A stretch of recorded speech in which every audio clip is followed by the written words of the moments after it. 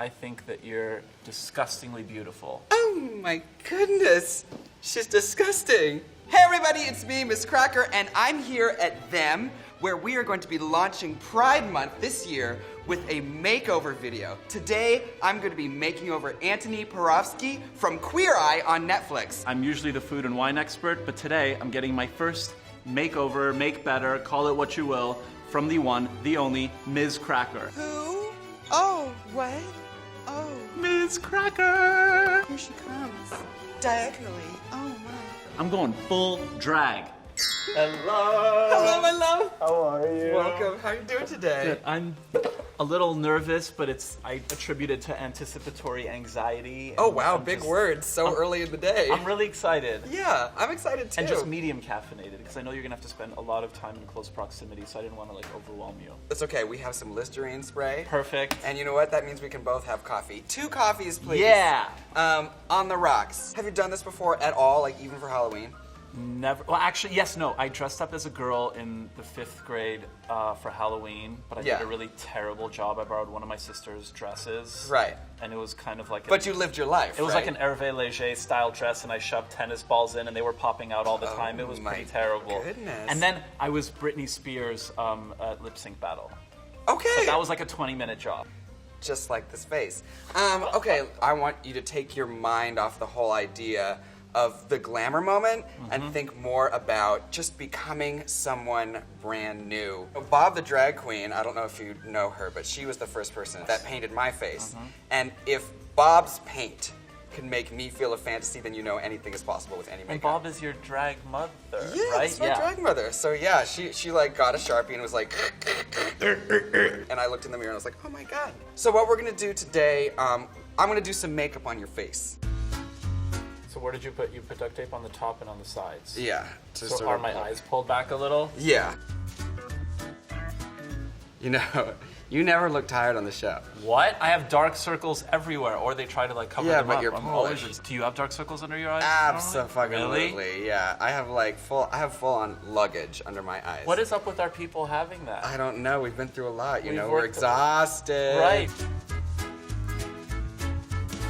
Do you speak Polish? So Polish is my first language. Really? Yeah. You don't have an accent at all? When did you? Okay. With my father, most of the time, I can only speak Polish, and with family members, we're not allowed to speak English. What languages do you speak? Because you were a tutor, right? I speak shitty French, and I speak Wolof, which is the official language, or one of the official languages of Senegal. I used to work for a museum that specialized in African, particularly West African art, so I was there for work, and I had brushed up on my French so that I could speak to people easily, and then I got there, and most of the artists that I was working with spoke the Senegalese language first, Wolof.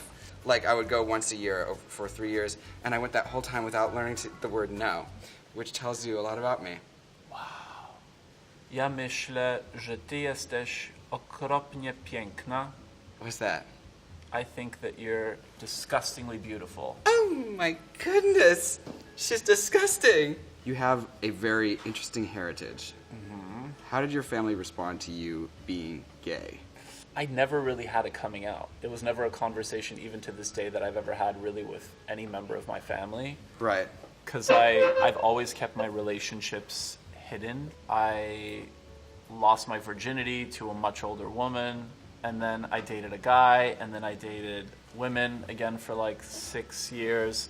It's never been this clear, linear, stereotypical path. Yeah. And my close friends would always know, and I would have talks with my straight guy friends and be like, so I'm dating a guy. And then some of them would be like, oh, that makes total sense. And then others would be like, I'm surprised, but wait, that makes total sense. Right.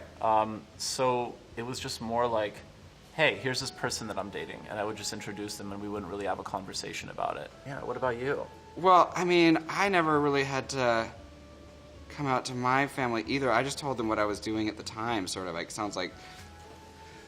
with you. At some point, I stopped having the desire to see women romantically, and I didn't see any reason to force myself. And my mom just sort of was like a pull toy on this whole thing, just trying to keep up. She's like, okay, all right, all right, okay. At first, it was, I think, in part because I was afraid of being labeled or being anything.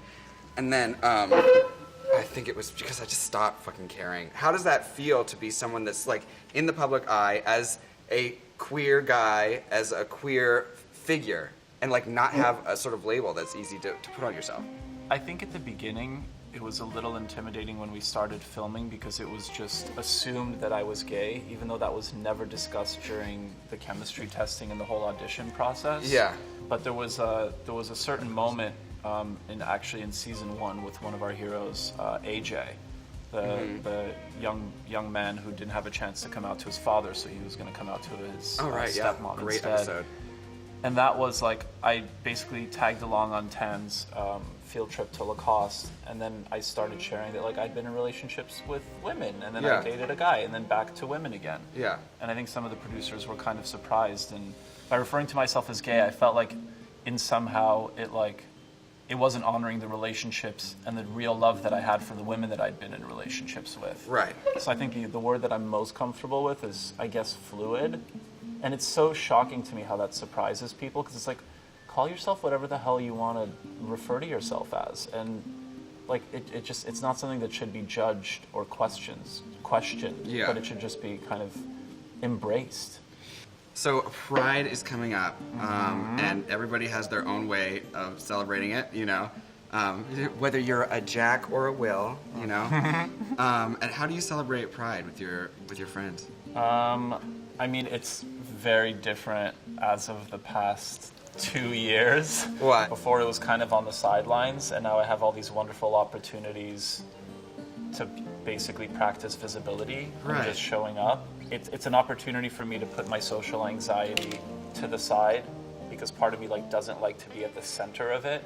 You have social anxiety? I do. I get it a lot. It really depends on the day. Like, I have days where I wake up and I'm feeling very type A, and I can just be somewhat sociable and speak to anyone. And then I have other days where I wake up very shy and I just want to be kind of closed off and wear sunglasses and be in my own head. Now, being social with people is so often associated with especially if you're gay, is so often associated with getting drunk with the girls, you know. It was our early 20s, and not that this experience is the same for everybody, but for me, all I associated with Pride was just basically going out and getting smashed and all the party drugs and all of that. Right. I even stepped away from it at one point because it was I can't do this anymore to my body. Right. And kind of took a break from it. And then it actually all shifted when I was invited to walk through Montreal Pride, my hometown. And I saw it through a totally different lens of just seeing all of these straight couples with their kids and people actually celebrating and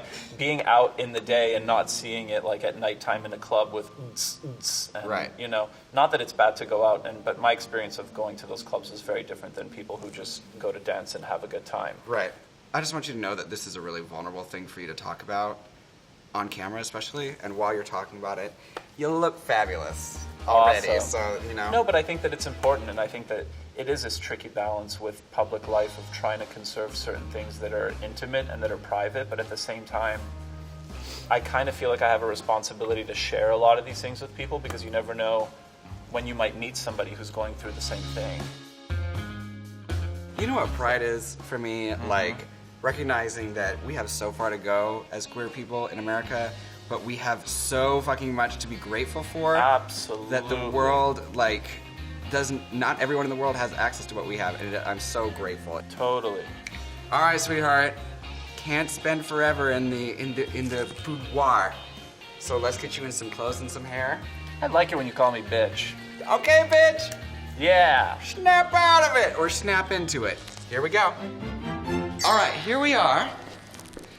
Now, this is one of the most important parts of the whole process. It's all about proportionizing. So, men have broader shoulders stereotypically. They carry their weight in their shoulders. They walk from their shoulders. Women have their weight in their hips. They have broader hips, and everything happens from the hips. Okay. So, we want to find an outfit that's going to minimize this, cover it up, and magnify this. Love. So that we can change your body without even putting pads or heels on. Okay. And as you can tell, for me, I like to choose a color that says stereotypical Polly Pocket, Powerpuff, Barbie, all of that. Okay? Now, I don't know much about clothes, but my hair looks fierce. So, what I have done for you today is brought in a superstar designer who is working on a very special project right now, but has taken time to come and be with us. So please welcome Christian Cohen to the room. Oh, so nice to meet you. Yeah. Oh my god. Oh, now I know what it's like not to be able to like fully cheek kiss Yeah, twice. there you go. I can't do that. It's air. It's air. It's air. Thank you for coming and helping us. Yeah. Oh, darling. Mwah. I don't care about getting my makeup on people. So this is our little model today. She's a lady. I've got things here that like Beyonce's worn. I've got things that like fabulous people have worn. I've got a favorite, but like I'll give you options. Like, could you like a little like slinky crystal? This is Beyonce wore this. This slinky like crystal number. Like Yeah, she's also punk too. Yeah. Yeah, 10,000 Okay, it's got some hand-applied stretch. crystals. It's got some stretch.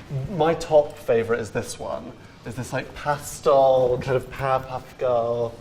That is so Yeah. good. Isn't this incredible? Please do. Oh Please my wear this one. This will be so cute. And also it gives you hip illusion as well. I'd love to try. I love the little mock turtleneck on there. You know, I don't have an Adam's apple because I'm a woman, but you do. So This will help. having that, just narrow, smart. cover. Yeah. I never thought of that. I See think that? we've decided. Yeah, I think feel it that might for be you. this one. Okay.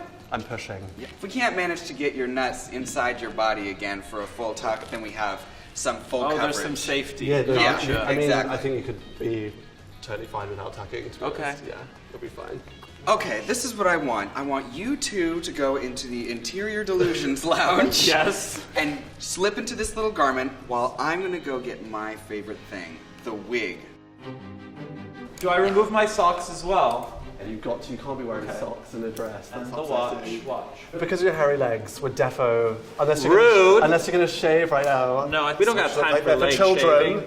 Sick. A little rogue hair came out, but Full. Plucked we can out. pull it. Look at that. Do you want this Yes. filthy pair of tits? Look at that. These have been through Those so have been through much. war. I love it. They have a story. Yeah, well, and a smell. These things- Now step into this. I'll help zip you up. Yeah, whoa, the arms! Come on, Cinderella. Okay. Yeah, if the shoe fits. Yeah, Feels so natural. Oh, we're gonna get there. Here. come on. There we go. Oh, There's a strong chance the zip is gonna Yeah, let's go. Wait, I'm bringing these hoops. These are great.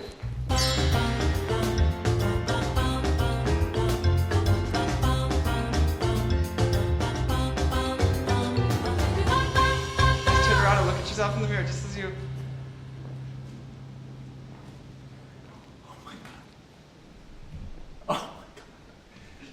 What? Take these fucking glasses off. Look at you. This hair. This is crazy. What? She's a woman. These are your bones. The only thing that has changed is like a millimeter of makeup. You've elongated my face. My eyes look twice as big. I have an ass for the first time in my life. Yeah, because of the avocado obsession that is related to you. We're gonna give the people what they want. Exactly. So we were thinking Avocado. Avocado girl. You're into it? Avocado. All right, everybody. I Is present to you here. my daughter, Avocado. How do you feel right now? Now that you're just not looking at yourself. I feel like, and I use air quotes for this, but like my feminine side Yeah. is something that's always been internal. Yeah. With how I consider myself like an emotionally sensitive person. Right. And to see those like stereotypical things come up on like the outside in my outward appearance is Yeah. like, it feels very naked. You are a person that is used to doing things with an egg timer. Everything is very regimented. I wanted to get you out of that.